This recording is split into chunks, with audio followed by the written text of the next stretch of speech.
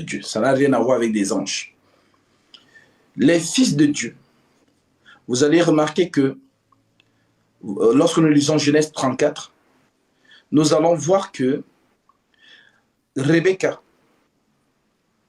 va interdire à ses enfants, Ésaü et à Jacob, de prendre pour femme les filles de Heth,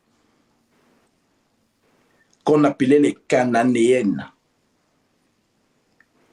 Et Rebecca va voir son mari Isaac et dit, ah, à quoi me sert que je reste en vie si l'un de mes fils épouse l'une de ces femmes-là? La vie ne me sert à rien.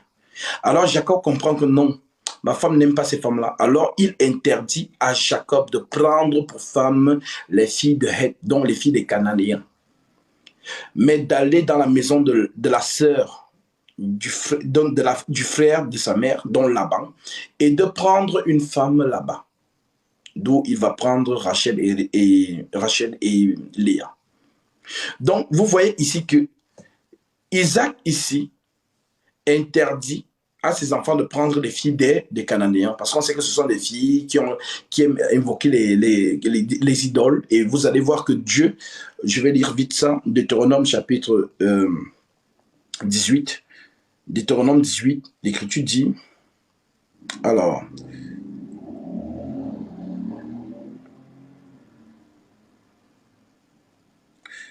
Deutéronome chapitre 18, l'Écriture dit, Deutéronome 18, verset 9, lorsque tu seras entré dans le pays que l'Éternel ton Dieu te donne, tu ne prendras point à imiter les abominations. Dieu appelle ça les abominations. Les abominations de ces nations-là. Qu'on ne trouve chez toi personne qui ne fasse passer son fils ou sa fille par le feu.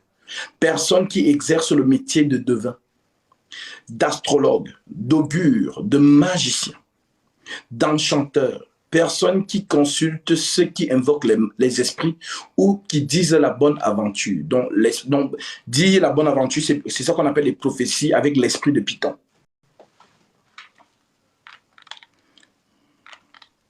Donc, personne qui ne fait d'enchanteur, personne qui ne consulte ceux qui invoquent les esprits ou disent la bonne aventure, personne qui interroge les morts. Vous allez voir que les kémites vont toujours venir vous dire, non, nos ancêtres ont dit que non, Dieu a ça en abomination. Voilà, donc c'est là qui vous prouve que ce sont les enfants de malédiction. Verset 12, car quiconque fait ces choses est en abomination. C'est une abomination. Et en abomination à l'Éternel. Et c'est à cause de ces abominations que l'Éternel, ton Dieu, va chasser ces nations devant toi. Tu seras entièrement à l'Éternel, ton Dieu. Car ces nations que tu chasseras écoutent les astrologues, les devins. Mais à toi, l'Éternel, ton Dieu, ne te le permet pas. Donc, tu vois ici que ces nations-là, on les appelait les Cananéens, les Héviens, les Jébusiens. Donc, ce sont ceux qui habitaient dans la terre de Canaan. Parce qu'avant qu'Abraham ne reçoive Canaan, il y avait des peuples qui vivaient là-bas. Et ces peuples pratiquaient justement la sorcellerie, tout ce que l'Éternel interdit là. Maintenant, Rebecca, nous revenons dans Genèse 6. Rebecca donc ne veut pas que ses enfants, ses deux fils-là, prennent les femmes cananéennes. Donc, Ésaü et Jacob, ce sont les fils de Dieu. Parce que l'Écriture dit Dieu d'Abraham, Dieu d'Isaac, Dieu de Jacob. Donc, les fils d'Isaac sont les fils de Dieu. Que Dieu ne veut pas que ces filles-là, ces fils-là, s'unissent à des Cananéennes, à des filles de Heth. C'est l'expression qu'on utilise dans Genèse 44 et Genèse 33. Maintenant, on nous dit donc que les fils de Dieu virent que les filles des hommes étaient belles Et ils en prirent pour femmes parmi toutes celles qui choisirent. Donc ici, on parle de la lignée d'Adam, Seth qui a remplacé Abel, Enoch, ainsi de suite. Ils ont convoité les filles des hommes. Les filles des hommes, c'est quoi? Les filles de Caïn. Parce que Caïn, non seulement a eu sa sœur comme femme, et il a eu des enfants avec cette dernière. Les gens me posent souvent la question, mais on ne parle jamais si il y avait Adam, Ève, Caïn et Abel. Comment ils ont fait pour se reproduire? Donc pour eux, ils n'étaient que 4. Non, on fait des bruits sur les protagonistes, mais on ne fait pas de bruit sur les figurants, comme dans les films. La caméra est centrée sur qui? Sur les acteurs. Mais les figurants, non. Donc, les filles, on n'en parle pas. Mais ils ont eu des fils. Parce qu'on vous dit donc, dans la suite, dans Genèse chapitre, on vous dit qu'Adam eut des fils et des filles. Donc, parmi ces filles-là, Caïn a pris une de ses sœurs et il l'a épousée. Et Caïn a été maudit. Caïn a été maudit. Maintenant, les femmes, les filles de Caïn seront bêtes, elles qu'on appelle les filles des hommes. Donc, Caïn a eu des filles et des fils. Et d'autant le fils de Caïn, il a donné le nom de sa ville. Enoch. Maintenant, ils vont avoir des filles et des filles. Et maintenant, la lignée de Seth va aussi avoir des filles et des fils. Maintenant, on dit que les fils de la lignée d'Adam, Seth, Enoch, en remontant jusqu'à Abraham, ainsi de suite. Voilà, donc ils ont pris des filles de Caïn. Caïn qui était maudit. Alors, et ils prirent pour femmes parmi toutes celles qui choisirent. Alors l'Éternel dit, mon esprit ne sera pas à toujours dans l'homme, car l'homme n'est que chair. Et ses jours ne seront que de 120 ans. Les géants étaient donc sur la terre. En ces temps-là, après que les fils de Dieu furent venus vers les filles des hommes et qu'elles leur eurent donné les enfants. Ce sont ces héros qui étaient fameux dans l'Antiquité. Maintenant, beaucoup vont vous dire, oh, les filles là, donc ce sont les anges qui ont couché avec des femmes humaines. Non, c'est faux. Ça, ce sont les gens qui vont prendre le livre apocryphe, le livre d'Enoch, où on explique les 200 anges qui sont descendus avec Samiéza, qui était leur chef, et qui se sont alliés par des mutuelles exécrations et qui sont allés prendre les femmes humaines. C'est le récit du livre d'Enoch qui est apocryphe. Pourquoi le livre d'Enoch est apocryphe? Tout simplement parce que le récit d'Enoch contredit la Genèse, donc contredit la Torah. C'est pourquoi ce livre a été déclaré apocryphe. Donc, la chute de la terre vient plutôt par ces 200 anges. Mais dans le livre de Enoch, c'est plutôt la chute de la terre vient par le serpent qui est venu séduire la femme. Donc c'est là où maintenant que ce livre ne coïncide pas. C'est pourquoi on l'a déclaré apocryphe. Et c'est dans cette histoire qu'on parle que les anges ont eu des relations sexuelles avec des femmes humaines. Ils ont eu des géants. Ces géants-là étaient mi-anges, mi-hommes. Et ils mangeaient beaucoup, ainsi de suite. Donc, comme ils ont commencé à trop manger, c'est le pourquoi la nourriture dans les champs ne donnait plus beaucoup de récoltes parce qu'ils avaient un appétit vraiment très énorme et ils mangeaient tout. Et comme la nourriture naturelle a commencé à manquer, qu'est-ce qu'ils ont fait? Ils ont commencé donc à manger des hommes. Et le sang de ces hommes a été répandu sur la terre. Et on dit que ce sang criait jusqu'au ciel. Et c'est là où, voilà, on dit Michael, Uriel, Raphaël et Gabriel entendirent le cri et ils ont commencé à intercéder que, ah Dieu, regarde ce que vraiment Samiéza et les 200 ont fait. Vraiment, toi qui les considérais, tu as donné, voilà, tu as donné beaucoup de faveurs à Samiéza. Regarde ce qu'ils ont fait sur la terre, ils ont perverti le genre humain. Et voilà, le sang de ces humains sont en train de crier. Mais toi, tu es là, tu ne réponds pas. Et c'est à ce moment-là que la voix de Dieu se fait entendre. Donc, selon le récit du livre d'Enoch, se fait entendre et dit que, vas-y, Michael, exerce, voilà, attrape ces 200 anges et enchaîne-les dans les abîmes et fait pleuvoir des pierres pointues sur eux. Et ils seront dans ces abîmes jusqu'à la fin du monde. Et ce sont ces enfants-là, donc mi-ange, mi-homme, que quand Jésus venait sur terre, donc les faux hommes de Dieu qui prêchent comme ça, venaient sur terre, c'est eux qui disaient, ce sont ces esprits-là qui chassaient. Des totaux spirituels.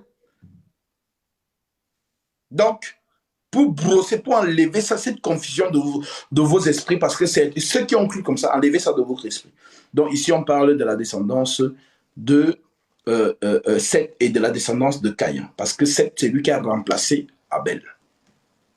Maintenant, parce que les fils de la perdition, vous allez comprendre. Hein. Les géants étaient donc sur la terre, et c'est à ce temps-là, après que les fils de Dieu furent revenus vers les filles des hommes, et qu'elles eurent donné des enfants. Ces héros furent fameux dans l'Antiquité. L'Éternel vit que la méchanceté des hommes était grande sur la terre, et que toutes les pensées de leur cœur se portaient chaque jour uniquement vers le mal. L'Éternel se repentit d'avoir fait l'homme. Donc, les totaux spirituels, d'autant mes amis musulmans, quand ils disent « Ah, l'Éternel s'est repenti », et ils voient le repenti, ça veut dire que ah, Dieu regrette. Non, repentir ne veut pas dire ça. Tout est dans le plan. Tout est dans le plan de Dieu. Tout est dans le plan. Ça veut dire que il va maintenant achever une course et commencer une autre. C'est pourquoi vous allez voir qu'il a remis à Moïse 2 tablettes. La première tablette écrite par son nom, écrit par son doigt, a été cassée. Le doigt de Dieu a écrit la première tablette. Lorsque Moïse monte sur la montagne, c'est le doigt de Dieu qui écrit les 10 commandements. Et Moïse descend avec ces 10 commandements-là. Et il trouve le peuple en train d'adorer le veau d'or. Moïse, étant donc fâché, dit, qu'est-ce que vous avez fait là? Il jette dans les tables et les tables se brisent. C'est le mouvement. Les tables se brisent.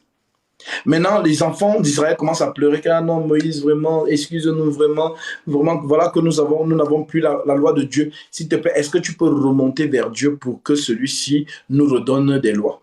Alors, Moïse monte donc alors.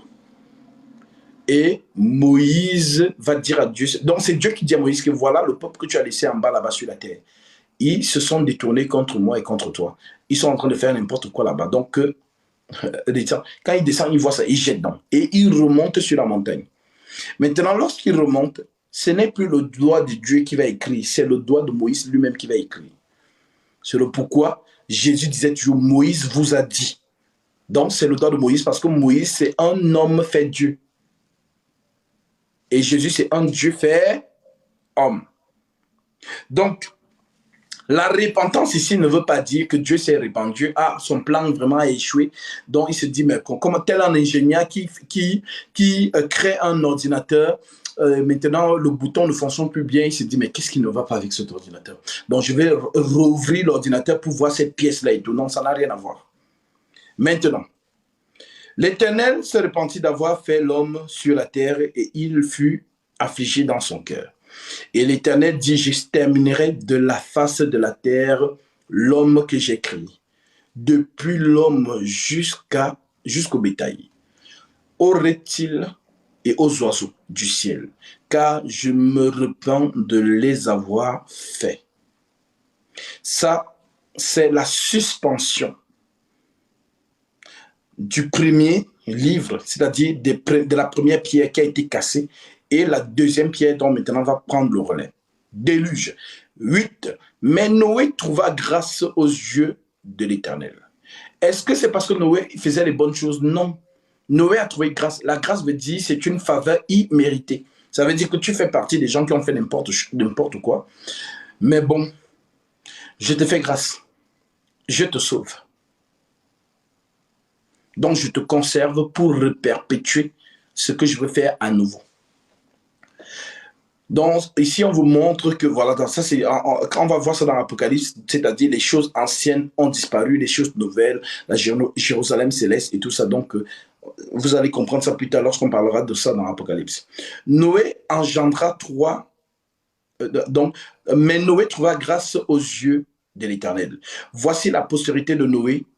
Noé était un homme juste et intègre dans son temps. Noé marchait avec Dieu. Noé engendra 3 fils, Sem, Cham et Japheth. La terre était corrompue devant Dieu. La terre était pleine de violence.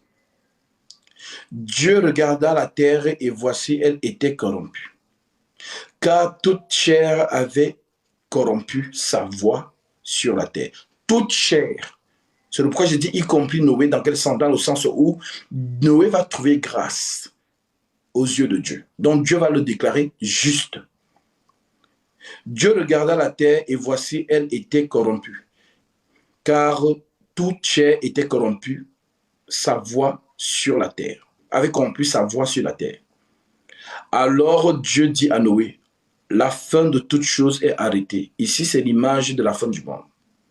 La fin de toute chose est arrêtée. Donc Dieu révèle à Noé sa pensée.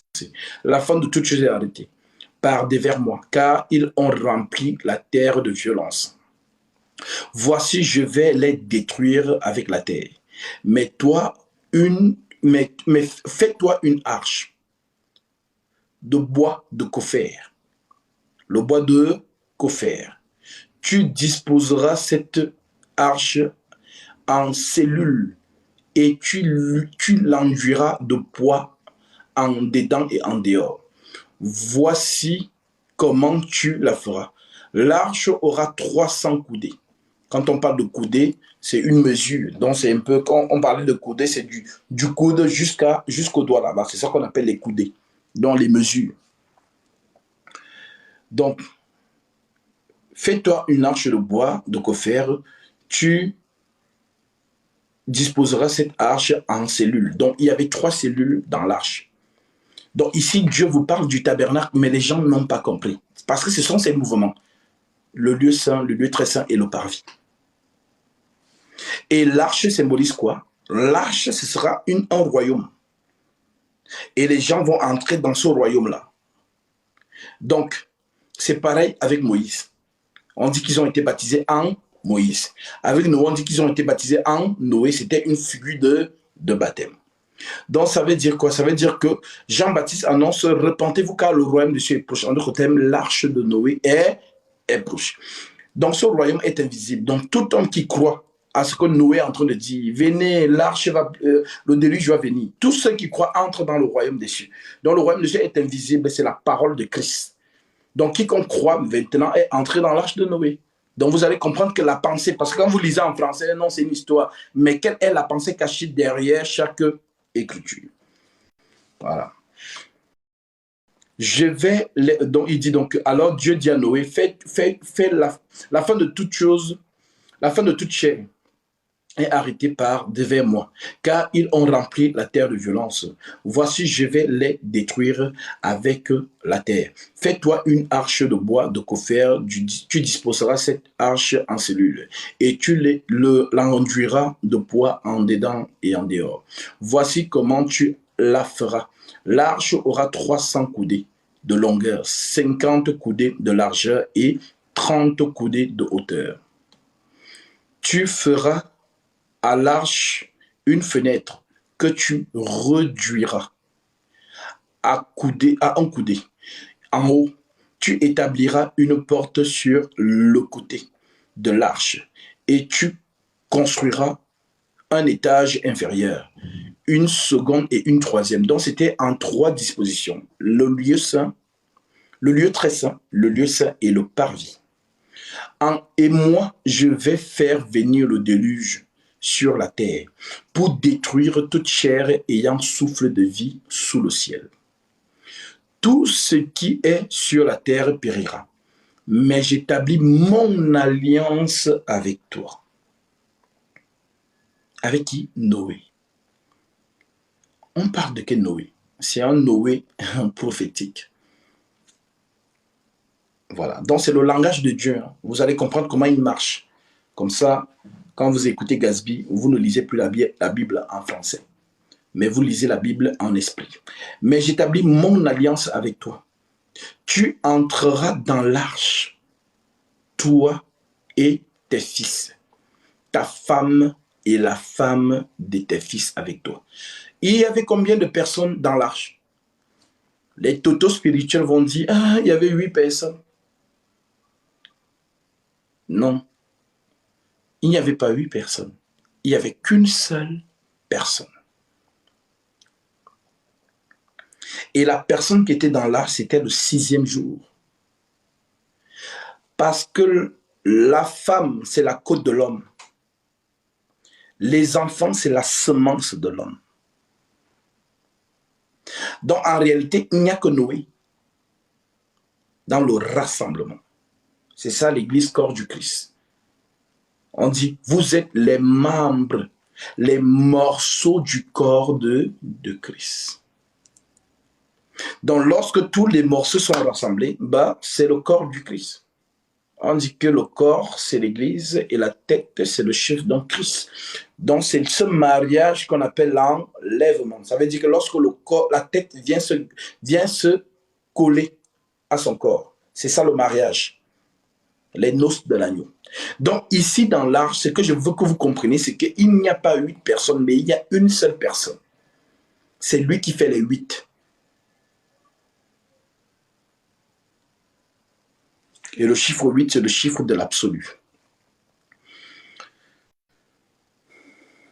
Mais j'établis mon alliance avec toi. Tu entreras dans l'arche, toi et tes fils, ta femme et les femmes de tes fils. Donc, la femme de Noé, c'est Noé. Les fils de Noé, c'est Noé. Donc, comme ils ont marié des femmes, toutes entrent dans Noé.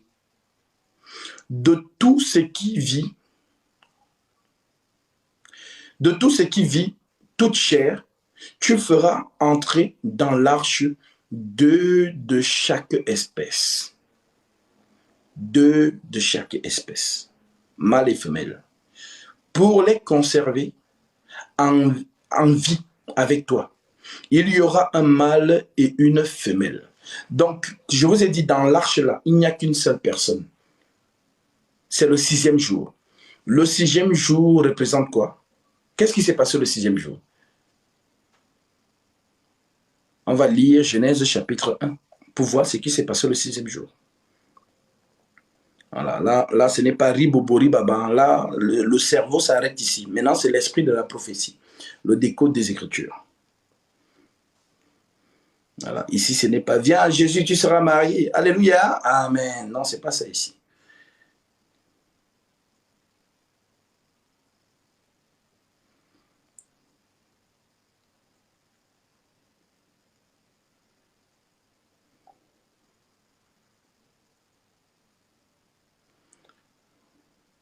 Alors, maintenant, Genèse chapitre 1, verset 24. Dieu dit que la terre produise des animaux vivants, selon leur espèce, du bétail, des reptiles et des animaux terrestres, selon leur espèce. Et cela fut ainsi. Dieu fit les animaux de la terre selon leur espèce, le bétail selon son espèce, et tous les reptiles de la terre selon leur espèce. Dieu vit que cela était bon.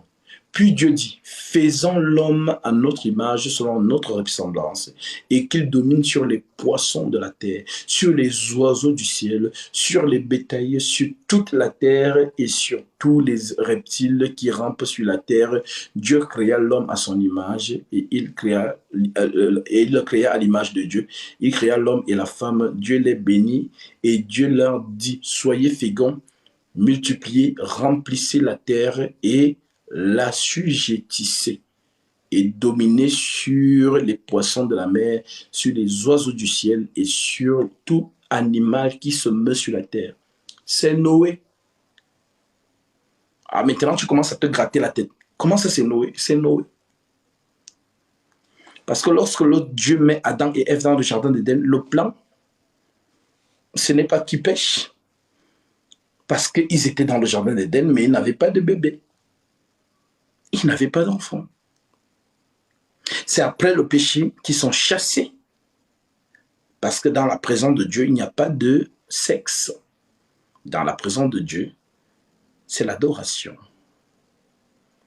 C'est pourquoi Jésus disait, personne n'aura de femme, ni de femme de mari, mais vous serez comme des anges dans le ciel. Et le jardin d'Éden, c'est le ciel, c'est le milieu de la perfection.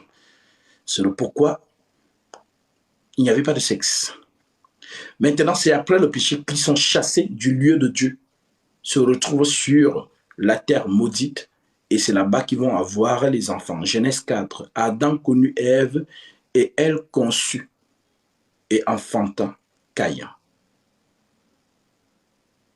Maintenant, ici, on vous parle d'un homme qui doit dominer sur les animaux de la terre. Vous allez comprendre la pensée, parce que c'est là-bas que je vous amène.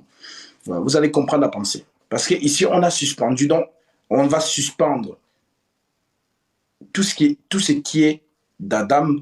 Maintenant, on va marcher avec Noé. Les gens n'ont jamais compris ce décalage, mais on va expliquer ça par la grâce de Dieu, que Dieu nous fasse grâce. Maintenant, ce que vous remarquez dans Genèse 1, 24, qu'est-ce qui se passe? C'est que c'est le 6e jour, on dit bien, Dieu créa l'homme à son image et il les créa à l'image de Dieu, et il créa l'homme et la femme. Dieu les bénit, multiplier, remplir la terre et exercer et dominer sur les poissons de la mer, sur les oiseaux du ciel, sur tous les animaux qui se mènent sur la terre. Et Dieu dit, voici, je vous donne de l'herbe portant de la semence et qui est à la surface de toute la terre, et tout arbre ayant en lui du fruit d'arbres et portant de la semence, ce sera pour vous la nourriture, et à tous les animaux de la terre, et tout oiseau du ciel, et tout ce qui se meut sur la terre, ayant en soi un souffle de vie. Je donne toute herbe verte pour nourriture, et cela fut ainsi. Dieu vit tout ce qu'il avait fait, et voici cela était très bon. Ainsi, il y eut un soir et il y eut un matin, ce fut le 6e jour. C'est le pourquoi je vous ai dit Noé, c'est le chiffre 6. Donc le 6e jour, qu'est-ce qu'on voit? On voit que Dieu a créé l'homme et l'animal. Un jour, c'est 24 heures. Et dans 24 heures, 24 divisé par 2, ça fait combien? 12. Donc, 12 heures, c'est l'animal, et 12 heures, c'est l'homme. C'est le pourquoi les enfants d'Israël ont marché avec un animal pour expier leur péché. Et maintenant, l'Église a marché avec un homme pour expier son péché. Donc cet homme-là, en réalité, c'est le 6e jour. C'est l'homme à animal qui est divisé en deux. Il marche d'abord comme animal, voici l'agneau de Dieu, et il marche ensuite comme l'homme, le règne du millénium. Maintenant, dans l'arche, on nous dit que Noé était avec les animaux. Noé était avec sa femme et ses enfants et les femmes de ses enfants. Maintenant, donc, tous ces gens, que ce soit les animaux, que ce soit la femme et les enfants de Noé, c'est Noé seul. C'est lui, les deux parties. Il est animal et il est homme. J'espère vraiment, ce sont des choses très compliquées, que vous n'allez jamais entendre ça quelque part. Vous allez entendre que ça ici. C'est ça l'esprit de la prophétie. Quand on dit l'enseignement prophétique, voilà ça. L'enseignement prophétique, ce n'est pas « je dégage sur ta vie ». Oh, c'est un prophète des nations. Non, ça, ce sont les dont ils essaient de vous impressionner. Ça n'a rien à voir. Voilà. Attendez, j'ai une question. Au jardin d'Éden, le lion était carnivore. Il mangeait quoi? Justement, le lion ne mangeait pas. On ne mangeait pas de viande. Donc, c'est après le péché que le lion a dit donc l'homme, c'est une bonne viande comme ça. Où le lion a commencé à manger les autres animaux. Mais avant le péché, il n'y avait pas ça. C'est le pourquoi on dit que le péché d'Adam n'a pas eu de répercussions que sur eux, mais sur la nature aussi. La nature a été empoisonnée par eux. Maintenant, comme vous avez compris, Genèse 1, 24, dans le 6e jour, nous revenons dans Genèse chapitre 6. Genèse chapitre 6, on nous dit donc que Tenez Dieu, voilà. Mais Noé trouva grâce aux yeux de Dieu. Voici la postérité de Noé. Noé était un homme juste et intègre. Donc on a lu ça. Fais-toi une arche. On a aussi lu ça. Maintenant, nous nous sommes arrêtés au verset 17. Donc, je reprends le verset 7. Tu feras à l'arche une fenêtre que tu réduiras à une coudée. En haut, tu établiras une porte sur le côté de l'arche et tu construiras un étage inférieur, un second et un troisième. Et moi, je ferai venir le déluge d'eau sur la terre pour détruire toute chair ayant souffle de vie sous le ciel. Tout ce qui est dans la terre périra. Mais j'établis mon alliance avec toi. Mon alliance avec vous. Non, mon alliance avec toi. Pas avec vous, avec toi. Tu entreras dans l'arche, toi, tes fils, tes femmes et les femmes de tes fils avec toi. De tout ce qui vit, de toute chair, tu feras entrer dans l'arche de chaque espèce pour le conserver en vie avec toi. Il y aura un mâle et une femelle. Donc vous voyez ici que comme l'homme a été créé le sixième jour avec l'animal, bah, il est aussi sauvé avec l'animal. En fait, c'est la même personne. L'homme et l'animal, c'est la même personne. Voilà. Il y aura un mâle, donc il y aura mâle et femelle. Des oiseaux selon leur espèce. Du bétail selon son espèce. De toutes les reptiles de la terre selon leur espèce. Deux de chaque espèce viendront vers toi pour que tu leur conserves la vie. Donc, vous voyez ici que dans l'arche de Noé, il y avait les serpents, les crocodiles, les ours, les scorpions. Donc, tout, donc on dit, qu'est-ce qu'on voit dans le monde? Chaque animal représente le caractère d'un homme. Vous allez voir, chaque nation dans le monde a un emblème. Au Cameroun, c'est le lion. Aux États-Unis, c'est l'aigle. En France, c'est le coq. En Côte d'Ivoire, c'est l'éléphant. C'est le pourquoi il pèse trop. Non, je rigole. C'est l'éléphant. Vous allez voir que chaque pays se représente par un symbole animal. Maintenant, vous voyez donc que dans l'arche, il y avait toutes sortes d'animaux. Que ce soit le serpent, que ce soit la colombe, que ce soit la grenouille, que ce soit le ver de terre, que ce soit n'importe quel, ils étaient tous dans le même, dont tu as dit, dans l'arche. Cela représente quoi? Cela représente des hommes et leur caractère. Ça veut dire que vous êtes pécheurs, mais vous êtes entrés dans l'arche. Et quand vous êtes dans l'arche, le déluge ne vous touche pas.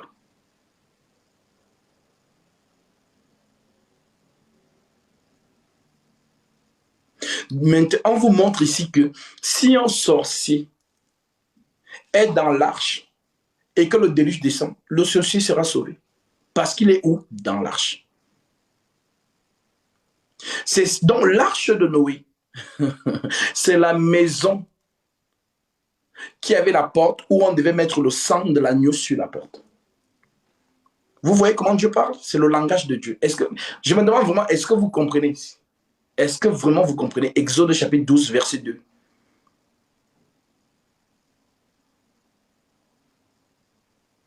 Est-ce que vous comprenez le mouvement d'Exode 12? Dans Exode 12, on dit que vous prendrez un animal, vous l'égorgerez. Vous prendrez le sang de cet animal, vous mettrez sur le linteau de la porte.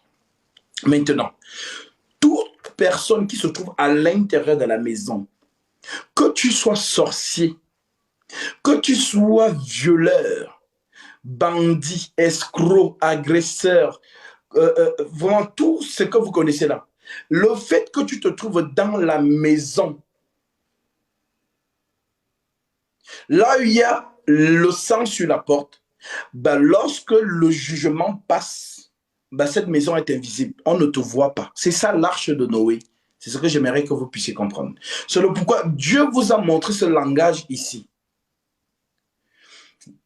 Vous n'avez pas compris le langage. Maintenant, Dieu reparle de ça tantôt d'une manière, tantôt d'une autre. Maintenant, il ramène le même langage, mais différent avec Noé, en disant, prends les animaux de toute espèce et mets-les dans l'arche. Donc, l'arche, ça représente quoi? L'arche représente Jésus-Christ. Et tous ceux qui sont en Jésus-Christ, il n'y a plus de condamnation.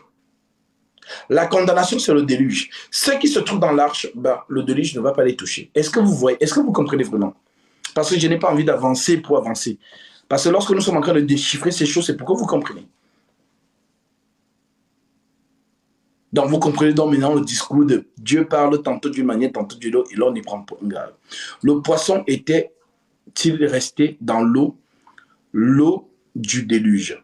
Le poisson n'est pas entré dans l'arche parce que le poisson est dans l'eau. Et nous allons parler de ce poisson. Pourquoi le poisson n'était pas dans l'arche? Tu ne vois pas toujours? L'arche, c'est le poisson. L'arche, c'est le poisson, c'est Jonas. Ah, il faut nous expliquer. L'arche, c'est Jonas. Jonas était dans le poisson, n'est-ce pas? Il est resté combien de jours là-bas? 3 jours et 3 nuits. Si. Et le poisson, son milieu naturel, c'est où? C'est l'eau. Donc l'arche, c'est lui le poisson. Le poisson de Jonas.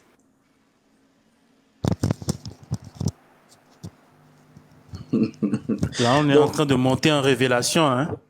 Donc c'est pourquoi je dis que tout ça, quand les gens lisent l'histoire, ah non, Genèse 6, Genèse 7, ah Genèse 23, les gens lisent, c'est l'histoire, mais toute cette histoire est codée.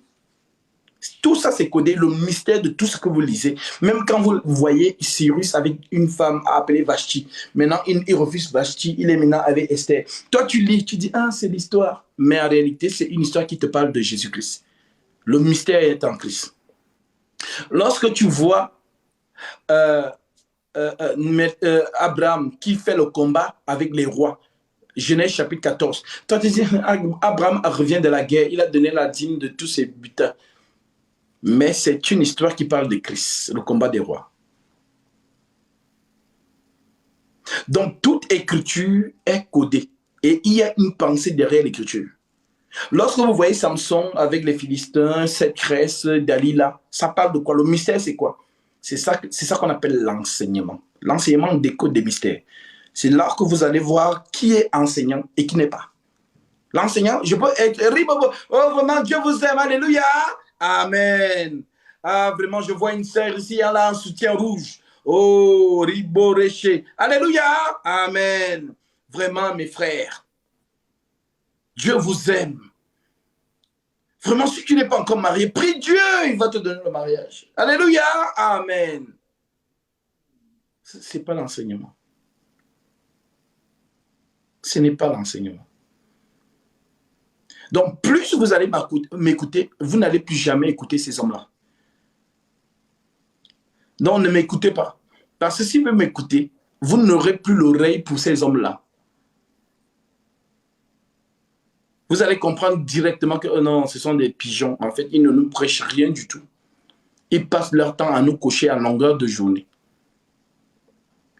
À longueur de journée, ils passent le temps à nous coacher. Ah, tu veux être belle pour ton mari, il faut que tu te coiffes bien. Alléluia. Amen. Oh, toi, homme aussi. Vraiment, il faut changer tes slips à la maison. Parce que les femmes n'aiment pas ça. Alléluia. Amen. Après, le pianiste fait un... Parce que le pianiste est toujours là pour mieux vous, pour mieux vous endormir. Donc, le pianiste, donc, il est complice. Toujours en train de... Quand le pasteur parle, il fait... Dès que est-ce que je peux prophétiser? Donc, c'est... Ah, Jésus. Et fais grâce à ton peuple qui est encore retenu captif dans les lieux, les lieux obscurs. On vous mélange vraiment. C'est grave. Non, ça fait de la peine. Je rigole, mais ça ne fait pas rire. Honnêtement, ça m'énerve même. Parce que les enfants de Dieu, ces gens-là aiment Dieu, mais ils sont manipulés. Ils aiment vraiment Dieu, ils cherchent la face de Dieu, mais ils sont manipulés. Donc voilà. Donc vous avez donc compris pourquoi le poisson n'était pas dans l'arche, mais vous avez donc compris que l'arche de Noé, c'est le miracle que Jésus a dit. Cette génération demande un miracle, mais il ne leur sera donné aucun miracle, sinon le miracle de Jonas. Donc l'arche, c'est le poisson.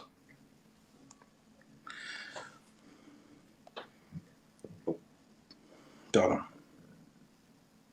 Ah, ok, vraiment, merci beaucoup, frère Yannick, pour ton explication. Ça va me permettre de bien m'inspirer pour un peu étayer la vidéo, les vidéos courts-métrages que je suis en train de publier sur ma page. Et il y a la sœur Jessica qui voudrait monter sur le live pour nous expliquer comment Adam est un ange. Parce que quand on dit que les fils de Dieu ont couché avec les filles des hommes, pour elle, fils de Dieu, c'est les anges. Alors que dans la Bible, on dit que Adam, c'est un fils de Dieu aussi. Donc, je voudrais que tu lui accordes la possibilité de monter en même temps pour nous expliquer comment Adam est un ange. Amen. Alors, je ne vois pas sa demande. Jessica, je ne vois pas sa demande. Qu'elle envoie sa demande.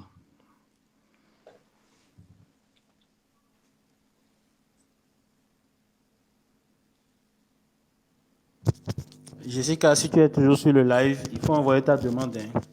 On veut tous savoir si Adam est un ange ou pas. On attend ça patiemment.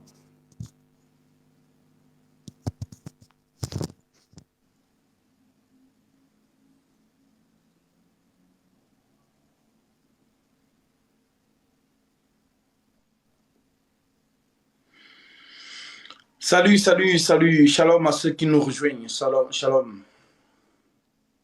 Il y a beaucoup à dire sur Noé, parce que le livre de Noé, vraiment, c'est un livre très... Donc, c'est la même chose, hein, je vous ai dit, c'est un livre très prophétique. C'est codé. Et voilà, Noé nous parle juste de ce qui va arriver.